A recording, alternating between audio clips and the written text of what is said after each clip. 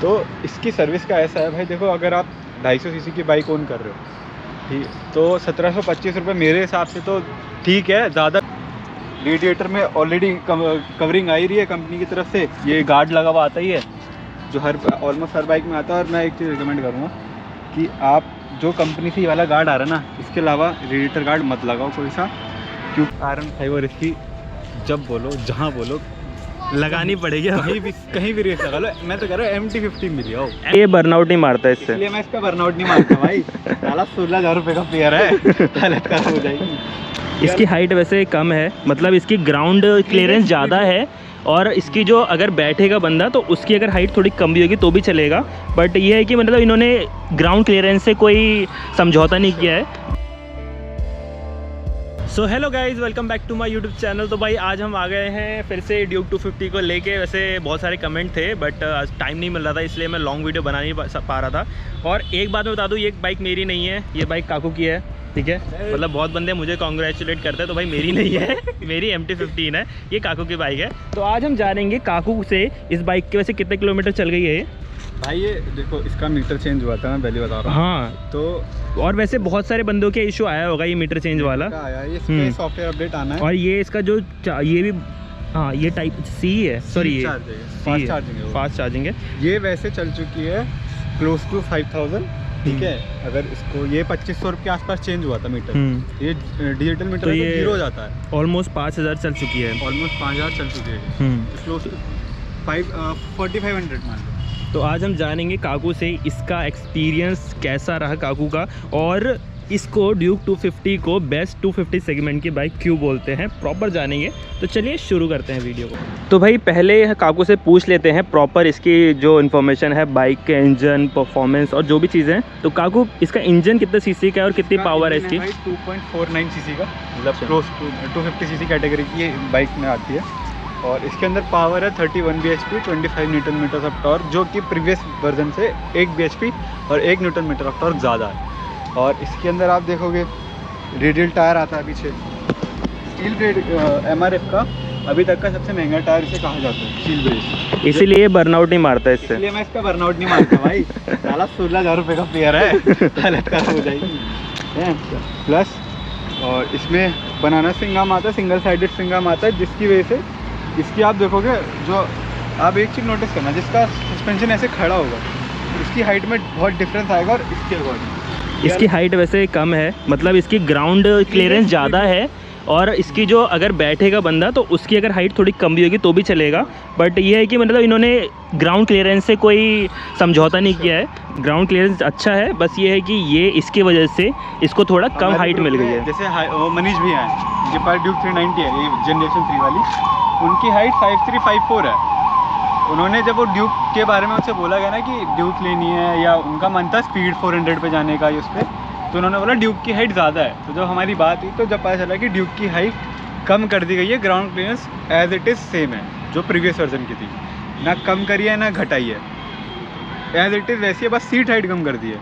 जो seat height I think 845 थी, या वो 820 या 815 के आसपास रह गई है। और बाकी इसमें वो आते हैं, क्या कहते हैं, फ्लोटिंग डिस्क आते हैं, इसे हबलेस भी बोला जाता है। इनका फ़ायदा ये होता है कि ये बहुत जल्दी ठंडे होते हैं, क्योंकि हब होगा, हब गर्म होगा, हब को ठंडा होने में टाइम लगेगा। इसमें हब नहीं है, हबलेस डिस्क है। प्लस 5 स्पोक अलॉय व्हील्स दे रखे हैं, जो कि लाइट वेट है। रेडिएटर में ऑलरेडी कवरिंग आ ही रही है कंपनी की तरफ से, ये गार्ड लगा हुआ आता ही है जो ऑलमोस्ट हर बाइक में आता है। और मैं एक चीज़ रिकमेंड करूँगा कि आप जो कंपनी से ये वाला गार्ड आ रहा है ना, इसके अलावा रेडिएटर गार्ड मत लगाओ कोई सा, क्योंकि KTM के साथ क्या होता है, और वो ये हीट बहुत जल्दी मारती है। अभी एक भाई हैं, उन्होंने रेडिएटर गार्ड लगवाया था इसमें, उससे क्या होता है, इसमें हीटिंग इशू बढ़ गए थे ड्यूक में, क्योंकि अब ये है कि इसके हिसाब से डिज़ाइन करी गई है रेडिएटर, और वो लगा दो हम बाहर के हिसाब से। और इसका एक ये है कि लाइट का थ्रो तो है ही नहीं, मतलब रात में बहुत ही कम है। प्लस और थोड़ी गंदी हो रही है तो माइंड मत करना, क्योंकि चली नहीं है, काफ़ी दिन से खड़ी थी। तो और इसका लाइट का थ्रो तो बहुत ही कम है, एक जेन्युइन रिव्यू दे रहा हूँ। मतलब आप मान सकते हो कि अपाची RTR 160 आती है इसके हाफ प्राइस में ऑलमोस्ट, उसकी हेडलाइट इससे वे बेटर है, वे बेटर। मेरे पास थी वो। तो इसकी अभी पहली सर्विस हो चुकी है वैसे, और सर्विस कॉस्ट क्या आया था इसका पहली सर्विस का? पहली सर्विस का आया था। तो इसकी सर्विस का ऐसा है भाई, देखो अगर आप 250 सीसी की बाइक ओन कर रहे हो, ठीक, तो 1725 रुपये मेरे हिसाब से तो ठीक है, ज़्यादा। तो 1725 रुपये मेरे हिसाब से तो देखो बहुत सही है, ज़्यादा भी नहीं है और कम भी नहीं है कि आप ऐसा सोच रहे हो कि मेरे को हीरो की तरह सर्विस मिल जाए, वो तो पॉसिबल नहीं है। आप KTM एक प्रीमियम ब्रांड ओन कर रहे हो, 250 सीसी। तो इसकी टॉप स्पीड कितनी जाती है? 150 without any speedometer error. 250 CC है ये। R15 155 पे 155 जाती है। हमें बता, अगर स्पीडोमीटर का एरर भी है तो फिर भी भाई 148 तक जाती है वो। मैं लिख के दे रहा हूँ। मैं ऐसे बोलता हूँ, ठीक है। R15 और इसकी जब बोलो, जहाँ बोलो, लगानी पड़ेगी। कहीं भी रेस लगा लो। मैं तो कह रहा हूँ MT15 मिली हो। MT15 तो नहीं है, मुझे पता है भाई, MT15 की 140 तक जाती है मुश्किल से, बट R15 का बहुत अलग है सीन। तो R15 की रेस लगानी पड़ेगी इससे, जो R15M है उसकी रेस लगानी पड़ेगी इससे। तो वैसे काकू मतलब 250 सेक्शन में, मतलब अभी नई नई आई है जो डोमिनार 250 आई है, इसमें है जिक्सर 250 थी इस कैटेगरी में, डोमिनार 250 थी, और 250 सीसी में एक FZ25 आती थी, वो अब मार्केट में आई नहीं रही थी, वो मोस्टली मेरे साथ तो दिखती भी नहीं थी। जिक्सर 250 न लेने का सबसे बड़ा रीज़न था, ना लेने का रीज़न ये था कि मेरे को सुजुकी में तो जाना ही नहीं था, ठीक है। डोमिनार इसलिए पसंद नहीं, डोमिनार आउटडेटेड हो चुकी है। और आपका जिक्सर SF250 में पावर है पर इतनी नहीं है जितनी इसके अंदर है। एज अ नेकेड वो फेयर्ड बाइक है, उसमें तब इतनी पावर नहीं है जितनी इसमें, ठीक है। आप ड्रैग रेस भी चेक कर सकते हो उसकी, बहुत लोगों ने ड्रैग रेस भी डाल रखी है और बहुत चीज़ें भी हो रखी है। तो डोमिनार 250 इसलिए लगी, वो आउटडेटेड हो चुकी है बहुत ज़्यादा। और इसमें ये कि करंट में आई है, इसमें कोई शिफ्टर भी मिल रहा है आपको, ऑटो कोई शिफ्टर देखना बाई डायरेक्शनल मिल रहा है, अप डाउन दोनों, ठीक है। ब्लूटूथ कनेक्टिविटी इसके अंदर, आपका नेविगेशन टर्न बाय टर्न इसके अंदर, प्रॉपर LED सेटअप इसके अंदर है। प्रीमियम ये देखो आप स्विचेस की ना क्वालिटी इसकी इतनी मतलब बहुत प्रीमियम स्विचेस की क्वालिटी दे रखी है, इतना स्लीक। ये रात को लाइट जलती है और रात में सारे ग्लो करते हैं। पता नहीं KTM ने क्या करा, पहले वो सब में देता था, अब सिर्फ इसमें और इसमें दे रखा है। जब पहले वो सारे स्विचेस में देता था, अब नहीं देता इतना, पता नहीं क्यों। उसके बाद और कोई ड्रॉबैक है नहीं अभी, बाकी गर्मी आ रही है, हीटिंग का पता चल ही जाएगा है कि नहीं।